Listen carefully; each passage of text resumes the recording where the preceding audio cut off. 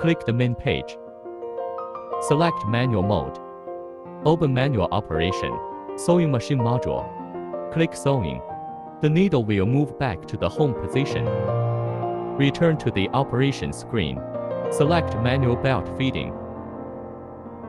Send it to a certain extent, and then click Manual Belt Cutting. Then select Automatic Mode. Click the Home button. When it is go to home position, the indicator is on. Machine has been in home position. You can click Start.